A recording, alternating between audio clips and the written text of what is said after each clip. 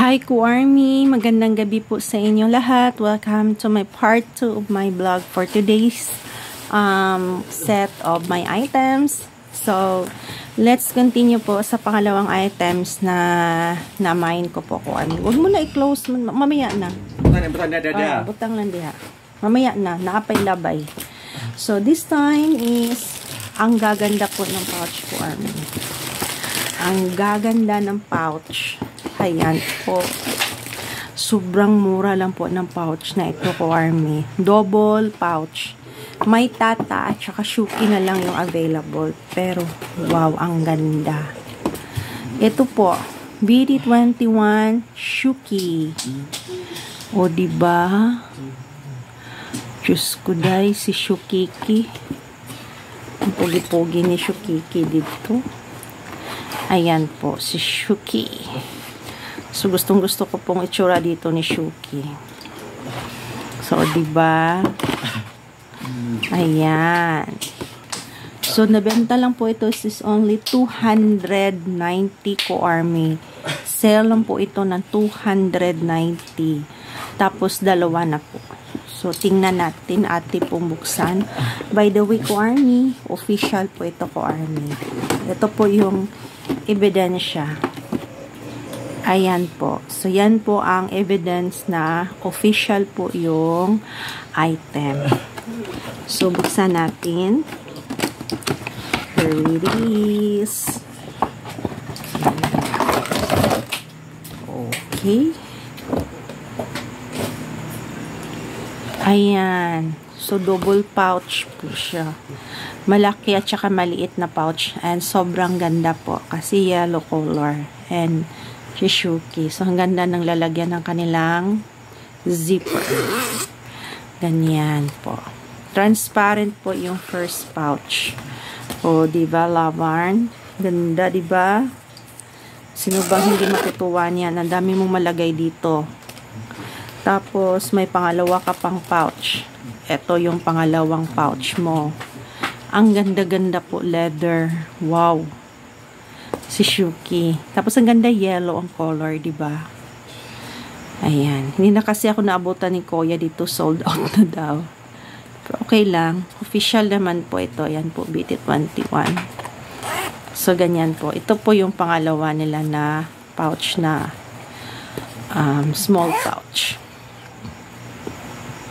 Diba ang ganda? So, marami akong magagamit nito. Lalo na kapag nagta-travel ka, para hindi masyadong makalat yung mga gamit mo, ganito yung nilalagay sa mga pouch. Ang ganda. Ayan. Thumbs up ako nito. Finally, nakuha ako. Tapos, mura lang. Only 250. Tapos, ang kapal pa po ng plastic. Ang kapal.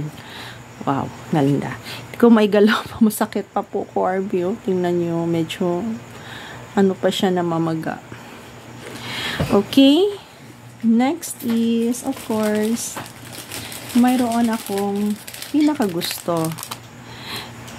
Sanrio characters na medyas. Official din po. Ayan, Sanrio. Binili ko kasi si Hello Kitty tapos official po siya. You know naman, before BT21, yung first talaga na collection ko is Hello Kitty. Hayaan nyo po, Ku-Army. Papakita ko po sa inyo yung mga collection kong mga Hello Kitty. Saka ko na lang po ipapakita kapag nalinis ko po yun. Kasi sobrang dumi na. So, kapag okay na yung kamay ko, hayaan nyo po mag-vlog tayo. Papakita ko sa iyo mga collection kong Hello Kitty. So, eto po. Hello Kitty. Eto, Hello Kitty lover ako. Kaya nga may tumbler akong Hello Kitty. O, tingnan nyo po. Ayan, Hello Kitty tumbler. Diba?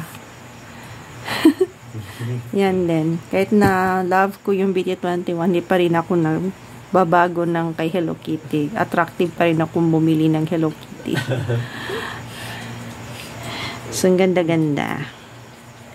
Hello Kitty sack. Ito po yung foot sack. Foot sack po ito.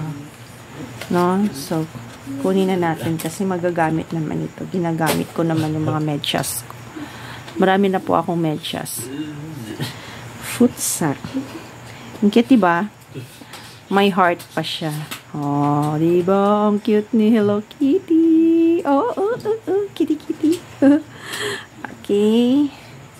The number 2 is Sena. Si Sena. Siyempre, idol ko si Sena, diba? Eto. Ito naman ay official din po, Army. 150 lang po yung benta ko nito kasi nag-sale. Si Sena. So, ayan. May extra na ano kasi stock si seller. Ayan. Charan! Charan! Ang cute, diba? Ayan, si Sena. Charan! Ayan. Ang ganda ng socks ni Sena. Diba? Color blue. Ang cute. Ayan po. Sena. So, ito yung pangalawang socks na minamind ko. The third one is si Melody.